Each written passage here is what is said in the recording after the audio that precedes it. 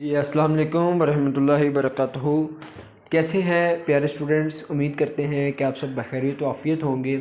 Students, आज हमने जो टॉपिक स्टार्ट करना है वो है प्रीफिक्सेस। तो प्यारे बच्चों, प्रीफिक्सेस क्या होते हैं, इसको जानने से पहले आपको थोड़ी सी इंफॉर्मेशन होनी चाहिए कि बाज़ औक़ात क्या होता है। बाज़ औक़ात हमारे पास बहुत बड़ी बड़ी मकदारें आ जाती हैं या बहुत छोटी छोटी मकदारें आ जाती हैं। जैसे मैं आपको कहूँ कि मुझे यहाँ से लेकर सूरज तक का फ़ासला बताएं या यहाँ से लेके कहीं बहुत दूर पॉइंट तक का फ़ासला बताएं। लेट्स सपोज वो फ़ासला आपके पास निकल आता है 10, एक के आगे इतने सारे ज़ीरो आ जाते हैं, इतने किलोमीटर फासला निकल आता है। कितनी भी हो सकती है, देखिए बहुत बड़ी है, जितनी भी है it's a very big quantity.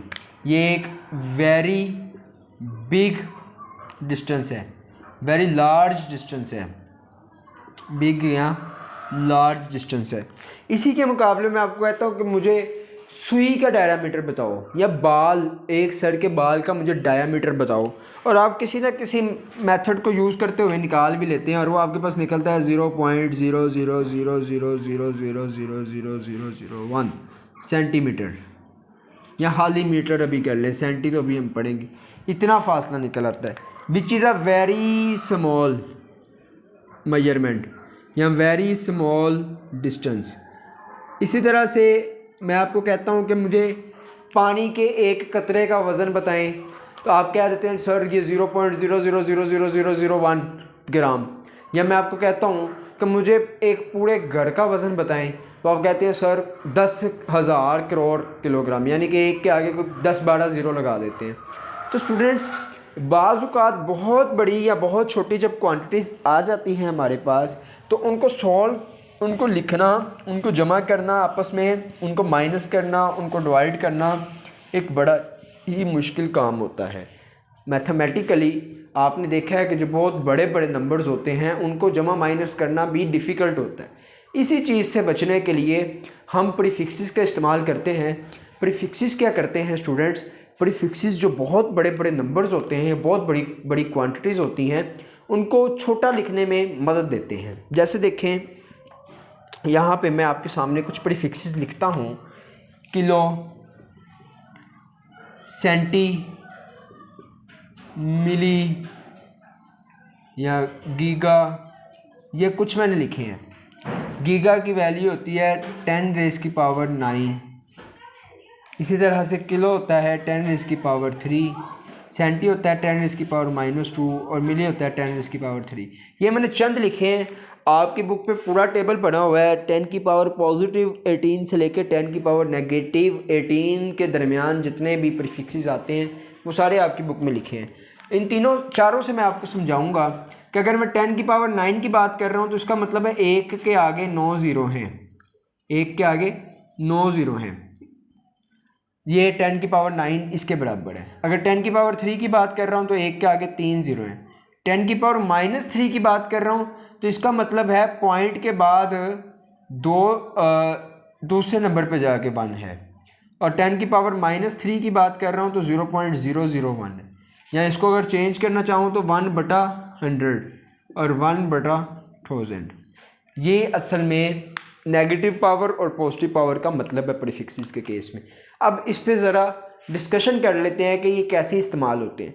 तो स्टूडेंट्स देखें, आपके पास जब बहुत बड़ी लेंथ आ जाए या बहुत छोटी लेंथ आ जाए तो हम क्या करते हैं, हम प्रीफिक्सेस का इस्तेमाल करते हैं। और ये सिर्फ लेंथ के लिए नहीं होता, ये किसी भी फिज़िकल क्वांटिटी को बहुत बड़ा या बहुत छोटा आसानी से लिखने के लिए यूज़ होता है। जैसे देखें, 1 किलोग्राम का मतलब होगा या 1 किलोमीटर का मतलब होगा कि 1000 मीटर। इसी तरह से 1 गीगा, GM, गीगा मीटर का मतलब होगा कि 1 के आगे 9 ज़ीरो लगाएं, इतने मीटर जो डिस्टेंस है, इस पूरे को लिखने के बजाय अगर 1 GM भी लिखा हुआ है तो इसका मतलब है कि 1000 गीगा मीटर है। इसी तरह से अगर 1 मिली मीटर लिखा हुआ है तो इसका मतलब स्टूडेंट्स ये है कि ये 0.001 मीटर है। आप अंदाज़ा करें कि ये इस साइड वाली क्वांटिटीज़ बहुत बड़ी और इससे छोटी भी हो सकती है। मिली तो सिंपल 10⁻³ है। एक एटो होता है, एटो जिसकी वैल्यू होती है 10⁻18 में, यानी कि पॉइंट के आगे 18वें नंबर पे जाके कोई डिजिट पड़ा हुआ है, ज़ीरो, इतने ज़ीरो आ जाएंगे दरमियान में। इतनी छोटी मकदार को भी आप सिंपल सिर्फ 3 लफ्ज़ों में प्रीफिक्स का इस्तेमाल करके कर सकते हैं। तो प्रीफिक्स का बेसिकली मकसद क्या होता है, इसकी तरफ बाकायदा तौर पर आते हैं। प्रीफिक्स का काम ये होता है कि ये फिक्स यूनिट से पहले आता है, फिक्स यूनिट को बहुत बड़ा या बहुत छोटा कर देता है, स्मॉल या लार्ज करने का काम करता है। और नाम आपको वैसे ही नज़र आ रहा है, प्रीफिक्सिस। तो प्री का मतलब ये होता है पहले आने वाला, पहले आने वाला। और फिक्सिस, फिक्स यूनिट की बात हो रही है, तो इसका क्या मतलब होगा, यूनिट से पहले आने वाला। प्रीफिक्सिस का मतलब है कि जो यूनिट्स हैं उससे पहले आने वाली चीज़ जिसका फ़ायदा क्या हो कि वो यूनिट को बहुत बड़ा या बहुत छोटा कर दे, ये प्रीफिक्सिस का काम है। और प्रीफिक्सिस का मकसद क्या होता है कि यूनिट से पहले आके उसको उसकी वैल्यू को बहुत बड़ा या बहुत छोटा कर देता है। अब स्टूडेंट्स हम थोड़ी सी क्वांटिटीज़ देखते हैं कि जिनको प्रीफिक्सिस की मदद से छोटा या बड़ा किया जा सकता है। तो देखेंगे कि कैसे हम क्वांटिटीज़ को बहुत बड़ा या बहुत छोटा कर सकते हैं। जैसे देखें, हमारे पास अगर एक क्वांटिटी है 20,000 ग्राम, इसको कहा जाता है जी प्रीफिक्सिस की शक्ल में लिखें। तो मैंने अभी आपको बताया है कि 1000 जो होता है वो 1 किलो के बराबर होता है। तो अगर मैं यहाँ पे 20,000 ग्राम है तो इसको सिंपल 20 किलोग्राम भी लिख सकता हूँ। यानी कि अगर किलो लेकर आना है मुझे तो उसी की वैल्यू पे डिवाइड भी करना पड़ेगा। मैंने क्या किया, मैंने 20 को 1000 पे डिवाइड कर दिया तो 20 किलोग्राम निकल आया। इसी तरह से अगर मुझे कहा जाता है कि 4,80,000 को चेंज करें प्रीफिक्सिस की शक्ल में, तो अब मेरे पास यहाँ 48 लाख कह दिया जाए, इसको चेंज करें प्रीफिक्सिस की शक्ल में। तो अब मेरे पास एक प्रीफिक्स होता है जो कि मेगा है। मेगा किसके बराबर होता है, 1 मेगा इज़ इक्वल टू 10⁻6 या 1 के आगे 6 ज़ीरो, ये मेगा है।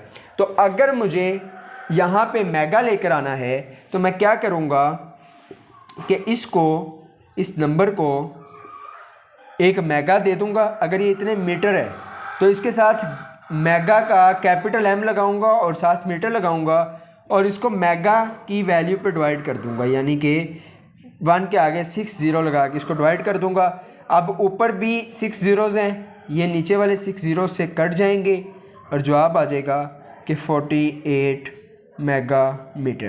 तो ये इतनी बड़ी वैल्यू को मैंने चेंज कर दिया सिंपल छोटी सी वैल्यू में। तो ये हमारे पास एक कन्वीनियंट मेथड है कि आप बहुत बड़ी मकदार को बहुत छोटा करके या बहुत छोटी मकदार को स्टैंडर्ड तरीके से लिख सकते हैं।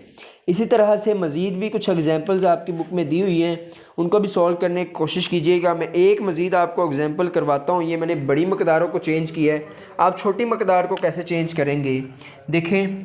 अगर मेरे पास आ जाता है 0.0000000001 मीटर या 18 मीटर, इसको मैं कैसे चेंज करूँगा स्टूडेंट्स देखें।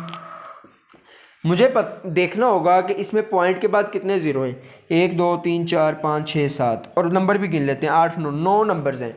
अब मेरे पास एक प्रीफिक्स होता है नैनो। 1 नैनो बराबर होता है 10⁻⁻9 के।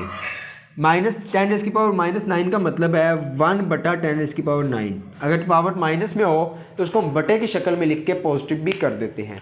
तो 10⁻⁹ का मतलब है 1/10⁻⁹। तो स्टूडेंट्स अगर यहाँ पे मुझे नैनो लगाना है, पहले मैं क्या करता था, जब बड़ी क्वांटिटी को प्रीफिक्स की शक्ल में लिखता था को प्रीफिक्स का जो भी वैल्यू होती थी प्रीफिक्स की, उस पर डिवाइड कर देता था।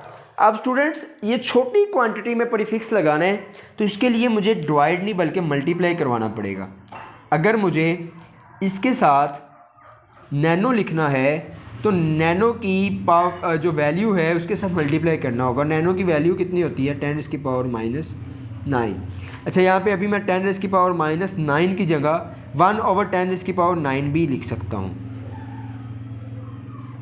ये साथ मुझे नैनोमीटर आ जाएगा, लेकिन यहाँ पे 10⁹ से मल्टीप्लाई करूँगा। क्यों? क्योंकि उस केस में मुझे डिवाइड करना पड़ा था उसी की वैल्यू के साथ। अगर इस केस में मल्टीप्लाई करना है तो पॉजिटिव के साथ मल्टीप्लाई करूँगा, या अगर उसी तरीके से करना है तो उस तरीके से आपको ज़्यादा अंडरस्टैंडिंग हो सकती है कि आप क्या करेंगे, आप इसको डिवाइड कर देंगे 10⁻⁹ के साथ, जैसे उसमें डिवाइड किया था पहले बड़े नंबर के साथ प्रीफिक्स लगाने के लिए उसी की वैल्यू पर डिवाइड किया। तो यहाँ मैंने नैनो लगाया इसके साथ, तो साथ उसी नैनो की वैल्यू जो थी 10⁻⁹ उस पर डिवाइड कर दिया। अब स्टूडेंट्स देखिएगा क्या करता हूँ, मैं इसको 0.0000 1 2 3 4 18 को, अगर ये अभी जो इससे पहले स्टेप किया था वही होने लगा है। देखिएगा कि अगर 10⁻⁻ बटे के नीचे, देखें ये रूल होते हैं, शायद आपको कन्फ्यूजन हो रही हो इससे, कि अगर बटे के नीचे, फ्रैक्शन के नीचे डिनोमिनेटर में किसी भी नंबर की पावर नेगेटिव होती है तो न्यूमिनेटर में आके वो पावर पॉजिटिव हो जाती है। जैसे हमारे पास अगर यहाँ पे जैसे किया है 10⁻⁹ है तो ऊपर आके 10⁻⁻9 हो जाएगी, यानी कि A/B हो तो हम ऐसे भी लिख सकते हैं AB⁻⁻1, क्योंकि नीचे इसकी पावर 1 होती है। तो बटे के नीचे से जब ऊपर आती है चीज़ तो नेगेटिव पावर पॉजिटिव चली जाती है, और अगर ऊपर से नीचे जाए तो फिर भी ऐसे ही पावर उलट हो जाती है। तो अब ये पावर +9 आ जाएगा, साथ नैनोमीटर आ जाएगा। अब जब आप 10⁻⁹ को इसके साथ ज़रब देंगे तो स्टूडेंट्स आपके पास क्या आ जाएगा, जब कैलकुलेटर से आप इसको ज़रब दे सकते हैं और उसके नतीजे में आपके पास जवाब आएगा 18 नैनोमीटर। तो इस तरह से आप इसको क्या करेंगे स्टूडेंट्स, इसको सॉल्व कर लेंगे। तो ये बड़ा कन्वीनियंट मेथड है कि आप बहुत छोटी क्वांटिटी को देखें, बिल्कुल एक नॉर्मल सी वैल्यू में लिख लिया है। तो ये हमारे पास तरीका है प्रीफिक्सेस को यूज़ करने का।